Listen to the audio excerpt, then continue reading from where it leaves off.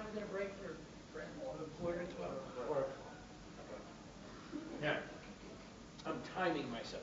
Yeah, and I've never done this on an abbreviated schedule. That's why I'm keeping track of time, because I want to make sure we get through all the material. I don't want to get to the end of the day and have to rush, okay? Because towards the end of the day, I prefer to go a little slower, because everybody's metabolism starts slowing down. Particularly after lunch. You go out and have a great big lunch at 1 o'clock, what's going to happen? 2:30? Which is why I never eat lunch when I'm training or teaching an entire day. The most I ever have is a salad. That's about it. So, managing conflict. This is the last chapter of communication. What is it? What is conflict? A strong disagreement or a collision, I like that word, a collision of values. A car crash. A collision of values, interests, or intentions among individuals, groups, organizations, communities, and nations. So it could be individuals, groups of individuals, 2 organizations having conflict, 2 communities or more having a conflict, or even nations having conflict. So it can be minor, it can be major. Conflict occurs when the basic needs are not met, or when an individual or group is interfering with or obstructing the attainment of a certain goal. The concept of conflict being an outcome of behaviors. Is this thing working? It's on, but it's not working. Can everybody hear me? Yes. Oh, good, then I don't need. All of a sudden, well, sit closer. It's not working, but it's on. I'll try to reset it, but I don't think that's going to work. So, all of a sudden, my voice started sounding very flat to me. The concept of conflict being an outcome of behaviors is an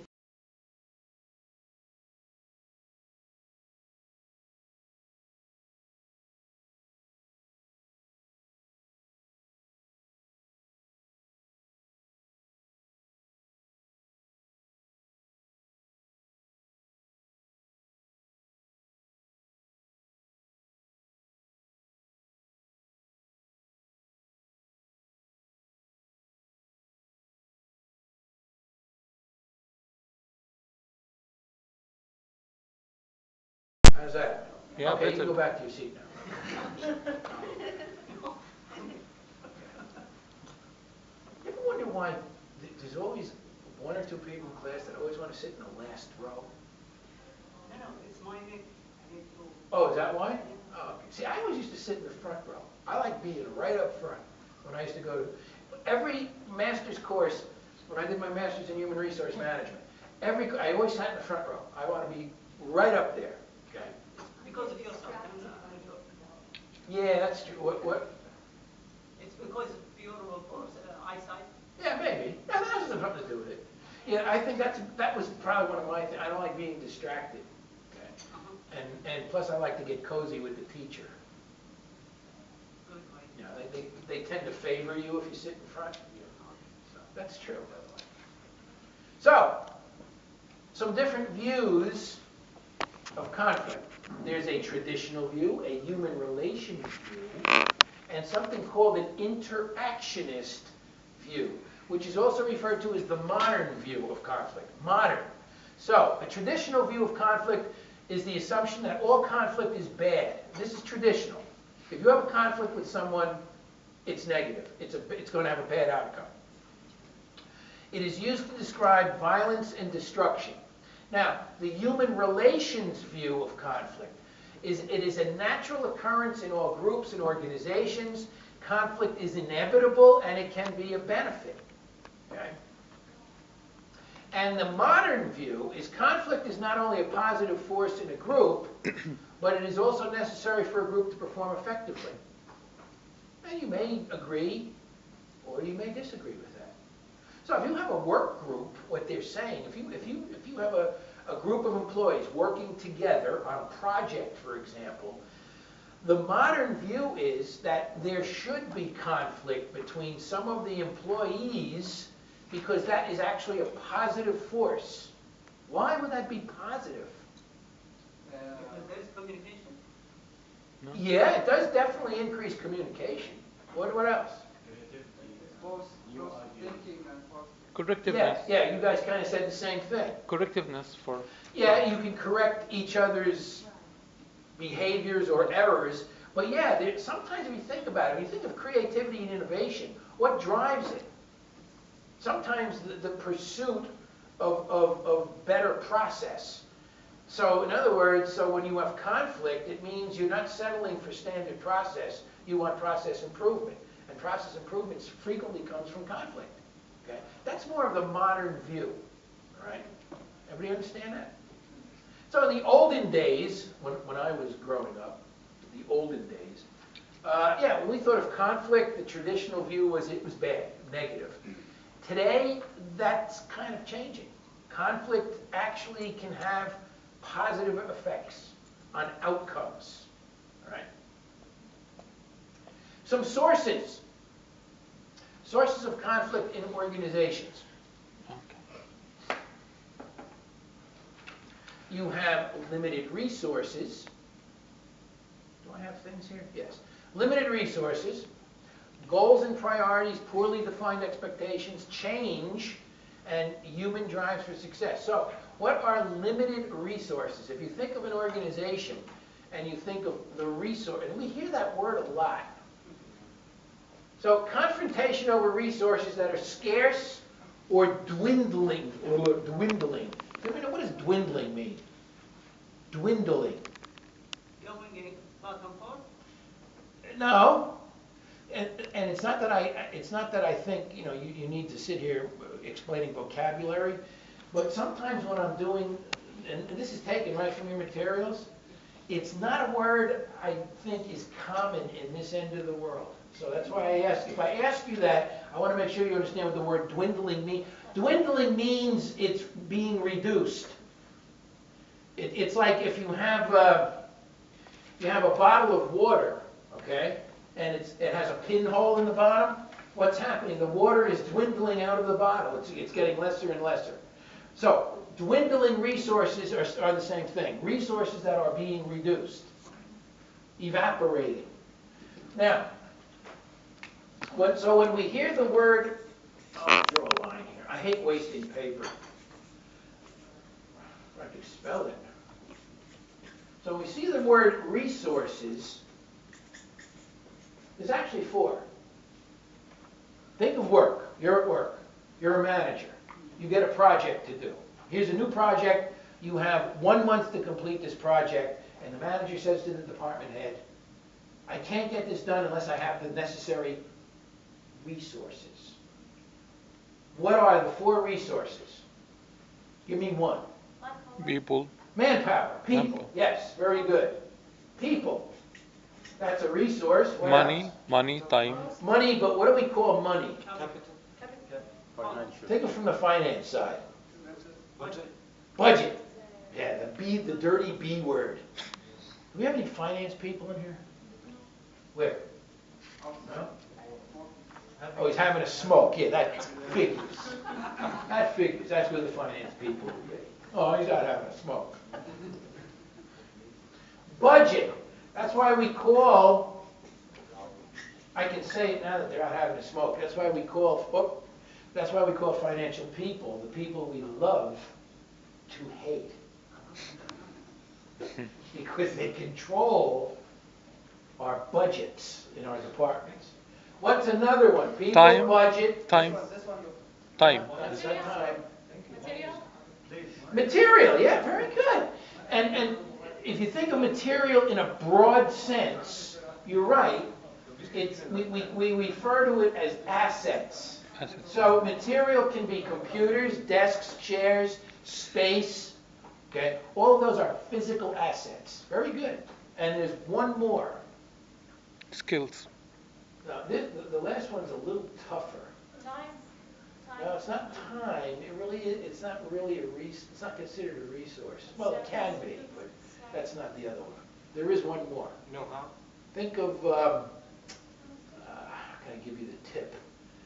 Talent. You know, if you're given a project to do. Schedule in the and you need a certain software to get a project done, what would the next resource be? Implementation? Think of broad. Anybody in IT in here? Yes, I'm in IT. You're in IT? Yeah. Then what's the last one? Implementation? System. No, it is What's not the system. T of Technology, IT? technology. Technology, well, you said it, there it is. That's By the way, that's the other people I like to pick on, you know, IT people and finance people. Because of all the years I spent in manufacturing, having to put up with IT and financial people that make my life a misery, now that I'm doing teaching and training, now I take my revenge. Okay, I forgive you. No problem.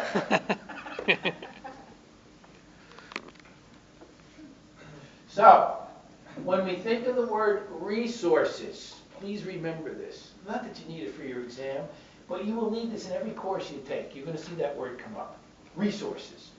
People resources, budget, assets, and technology. Those are considered to be the 4 acceptable resources. Yes? why technology are not part of the assets? Because they break it out because technology is not a physical asset. You know what I'm saying? Like a desk, a computer is a physical asset, but the actual software is part of the technology side. You see my point? And technology is constantly changing, so we have to keep up with technology. You know, technology is part of creativity, innovation. You know, it's kind of a non-tangible. You know, okay? But it was a good question. See, it's easier when you're sitting closer. Okay. So, everybody got that? What did I do with my clicker? I think I put it in my pocket. Goals and priorities. So, confrontation due to differences in specialty training or beliefs. Okay? So sometimes we have conflicts. You can have that in a department where you have very high-performing people working with, you know, less performing people. You're going to have a conflict. Okay. And you know, the funny thing is, if you think of most departments, you usually have like, I mean, let's face it, every department, there's always 1 or 2 people that always have to be challenged, and they're always pushing everybody else to work faster. Don't you hate people like that? No. I mean, there's always like 1 person or 2 people in a department. Oh, can't you go any faster? I'm falling behind in my work. Okay, those are basically conflicting goals and priorities. All right. So the people that need to be constantly challenged will sometimes, now in a way, see, that's when we talked about from a positive point of view. Someone who is, I should put it over here. Someone who's what we consider a high-performing person, okay, or high-potential person. Let me do it this way. In every company, there are A, B, and C players. An A player is considered your high-potential person. Those are normally the people that, you know, they get everything done very quickly. They constantly have to be challenged. They're actually, to a manager, you want to have 1 or 2 of them in your department, but you wouldn't want a whole department of them because they're a pain in the neck. It's like, you know, you give them a project to do, and an hour later, I'm done. What's next? You know, it's just they're annoying. Okay, come on, you all know you have people like that in your departments. They're not annoying. Huh? They're not annoying. To a manager, they are, because they constantly have to be challenged. I'm saying you wouldn't want a whole department of high potential people. Okay. Well, let me explain. You will raise the performance. Well, not really.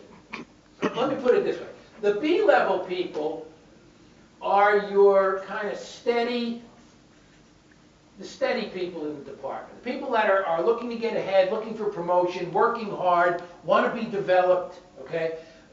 You know, the people that are your everyday, steady, performing people. You always need a couple of these to kind of set the pace, okay? The high performers. That's the idea here.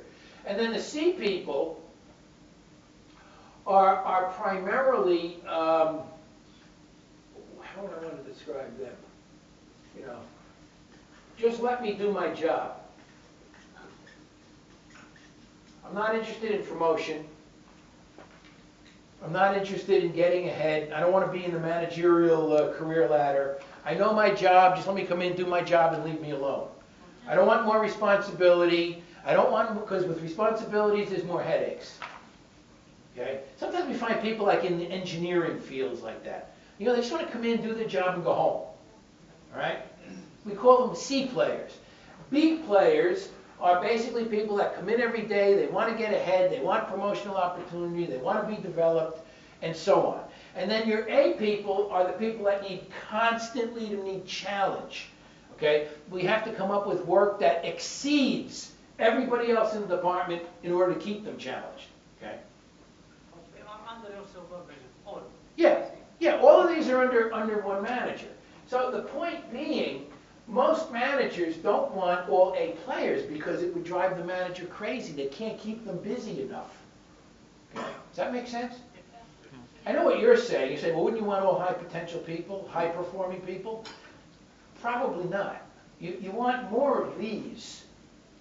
Okay? So basically, if you broke this down, you'd probably want about, I don't know, 70% here. Okay? Maybe about 20% here, and probably about 10% here, all right? A breakdown in an average department, okay? I don't know where I was going with this.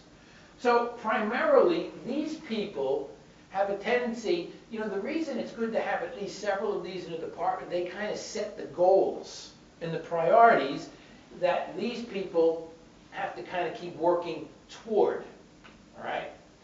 These people are more of the support. Is it okay for somebody who doesn't want to be promoted, doesn't want more responsibility, somebody that just comes in and does their job every day, do they have value or no? Yeah. What do you think? Yes, they have value. Yeah. Yeah. These are your foundational people, okay?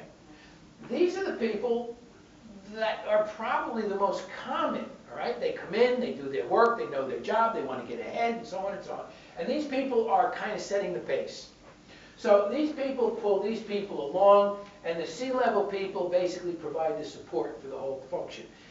There's a book somewhere out there, I don't remember the name of it, but it talks about the A, B, and C level. Okay? Does that make sense? Yes. Okay? That's when we talk about goals and priorities, okay? So differences in specialty training beliefs, so sometimes you have differences in priorities. So these people look at these people as, oh, you know, we can't keep up with you, or, you know, we're not all as well established or well versed or well educated or well experienced than you are, all right? So what happens is oftentimes you're going to have conflicts here, but that's actually positive conflict. So these people, if you want to call it, almost set the benchmarks, okay? That makes sense? They drive it. These people are constantly trying to keep up. Rarely do they keep up, but they trying to keep up. And these people in the C level are the support, the foundational, okay?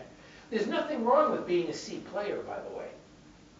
I mean, if you're a manager, you would want a percentage of each of these. You wouldn't want all A, and you wouldn't want all C, but you would want a majority in the B level, okay? Anybody a manager in here? I didn't ask. What? Go ahead. Not a manager, a section head. Oh, it's kind of like a manager.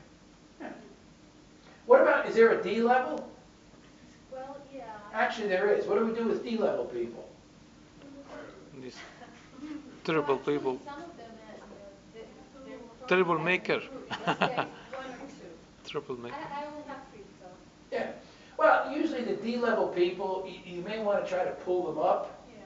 but eventually you have to face the fact that you may not be. Yes. So those basically you want to exit out of the organization. Okay. The D level. Right. Okay.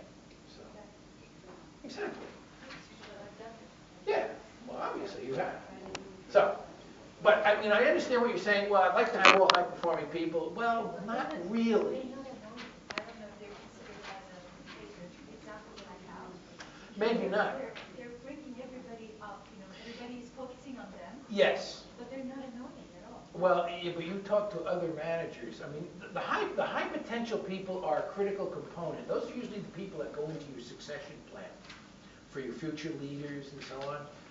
But when they're kind of coming up, the manager can't maintain a balance. It's very difficult to balance the work. And particularly when if you have too many high potential people in a department, too many, they have a tendency to monopolize the manager's time.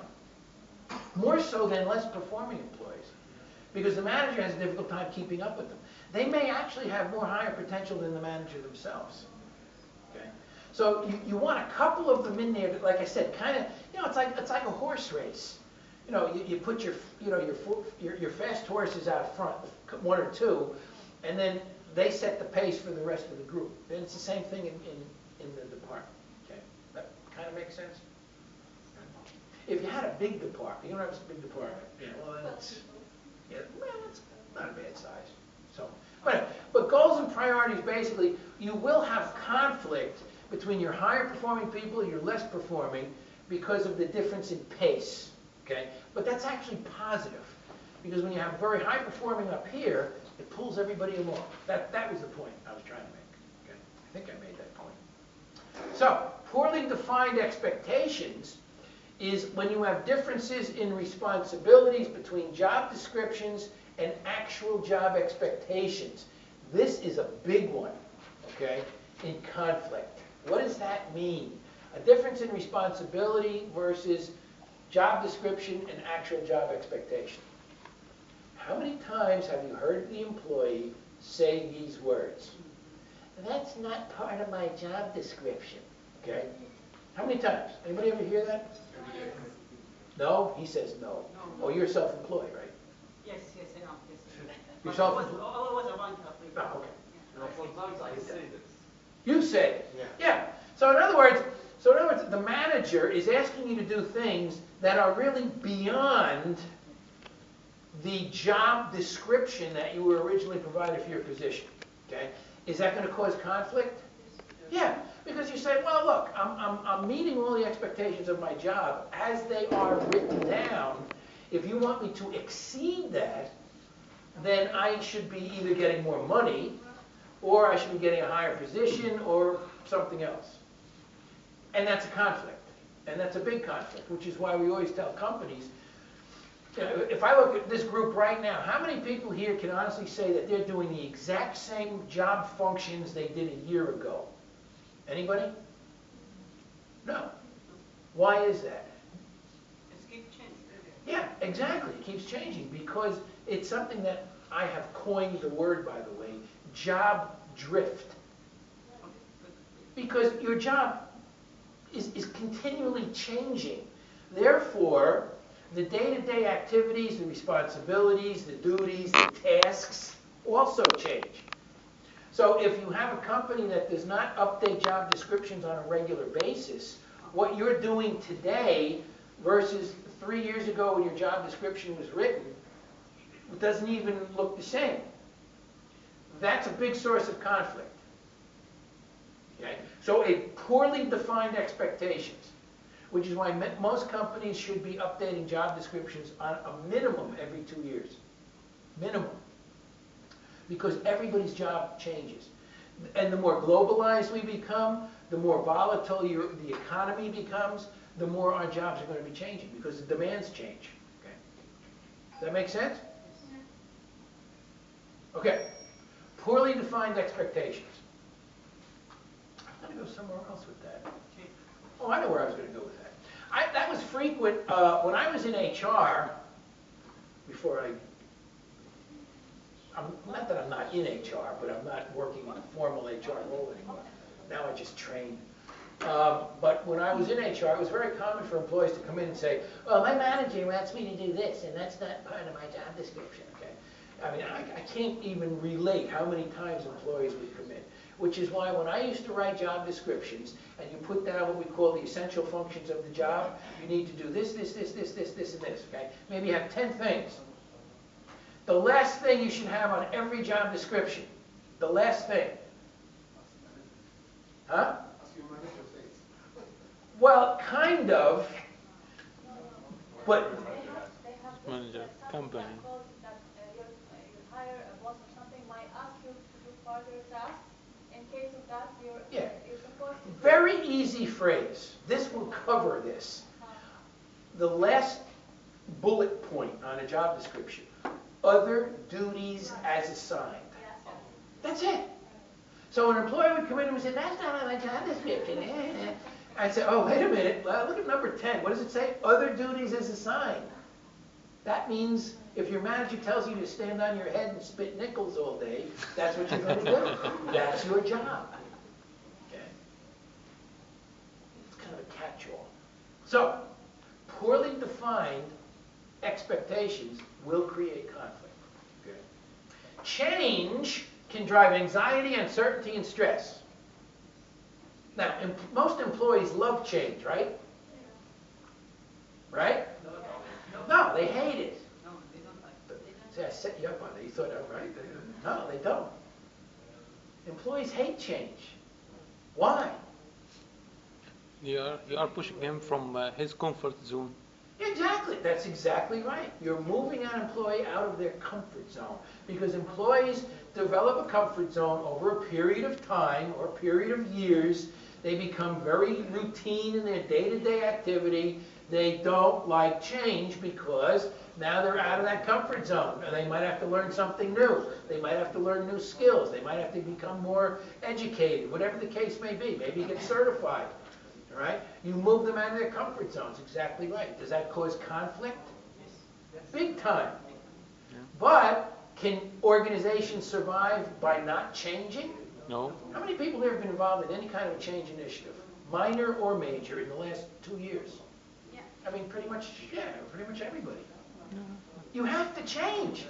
You know, as we become globalized, change is critical. Because we change, organizations go through various change initiatives. They can be very minor or they can be major, like a culture change. But they do that particularly to keep competitive. If we want to maintain a competitive edge, we have to change. Okay? And what happens if we don't change? Lose now. Huh? We lose. You lose to your competitors.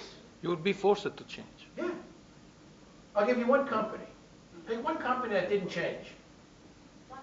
Nokia. Well, there's lots, yeah. Nokia, BlackBerry, Philco. IBM, Xerox, but I'll throw one out to you. How about Kodak? Anybody familiar with Kodak? Yeah. What did Kodak make? They made film. Primarily, well, not so much, they made cameras, but their main product was film, okay, and cameras. So, they made print film. And years ago, again, back in the olden days, I remember when black and white was still pretty popular, okay? Then Kodak came out with color print film. Then they came out with something called slide film, with color slides. And they made all kinds of film across a very wide area of needs. They became the global leader in print film, okay? So you almost equated pictures with the word Kodak. They made movie film, they made X-ray film, they made camera film, they made everything. Where are they now? Died. They died. Well, they went into bankruptcy about 1.5 years ago. They're out of bankruptcy now, but they're just a shell of a company. And they used to be a global giant. What killed them? No, digital Digital photography. photography. Yeah. So digital photography came in. Did they get involved in it? No. What did they stick with? They stuck with the old print film business. And what happened? They lost. Digital photography got popular and popular. Print film died, and Kodak died with them. Because they wouldn't change. Okay? Who invented digital photography? This is my trick question. Fujifilm brought it to market. They're the ones that really made it popular. But who invented it? Kodak. Exactly right. Kodak invented digital photography. And they sat there and said, this is never going to go anywhere. So they sold the rights to Fuji. Fuji marketed it. It became a global leader in digital photography. And their own invention is what ruined Kodak. Their R&D developed digital photography. And the leaders in Kodak said, oh, this is not going to work. We don't need to change. Let's just stay with the print film. It's the way of the future. So, failure to change, okay, is definitely a source of conflict. For them, it was their death, pretty much. This is failing to change, this is stupidity. Well, it doesn't, They changed. yeah, it was stupidity. They took the wrong decision. I Yeah. mean, that's not. Well, no, they didn't change their process. It was right in front of them. Their own engineers, their own R&D people developed digital photography, and they had an opportunity to change for the future, and they refused to change. No, it's the main issue is that we don't know exactly the response of the market of people. This is the most big companies, because I visited actually the company who did this in America. And they say it was just a side, R&D there. When the iPhone came and they said we need something that, that would boost the market. Then we said, oh yes, we have this one R&D, nobody even looking at it. Yeah. And they said now we are making billions. They make 15 billion out of this thing. Apple. No, Apple, they buy this from Corning. Oh, Corning. you're talking about the screen. The iPhone, the screen Yeah, itself. yeah. So sometimes. Yeah, but the technology came out of Apple. Yes, sure, but people, they don't know, even the people in the market or the product, the company, they don't know exactly what is the response of any R&D marketing for the. No, understandable, but you see, the problem with that's a decision on marketing, but the actual change comes from process change, okay? Failure to have that vision, all right? Yes, sir. That's where they lose. Xerox made the same mistake, IBM made the same mistake. They become arrogant, living on basically the old process, and IBM made the same mistake. They became very arrogant, and all of a sudden, competitors, because when the IBM first started, they had the first computer. There was no competitors. And they kind of tried to live on that. They failed to change their process, to build in, differences, okay? One of the biggest competitors against IBM originally was the Macintosh, which was the forerunner in the Apple Corporation, okay? And where's IBM today? They still make computers? Yeah, they make them in China. Now they're called Lenovo. They make There is no IBM computer. They are making servers. They are making software. Yeah. But it's Still- really a still is- fraction of their original business. Still, they are a technology giant. Yeah, I'm in certainly. IT. I know Yeah, that. yeah, they are. But nowhere near the size of the company as they were, because a lot of things they wouldn't change, okay? So basically, even with at the company level, at the employee level, okay, change drives anxiety, uncertainty, and stress. That's the overall point, okay? And then you have human drives for success. So multiple employees competing for a limited reward system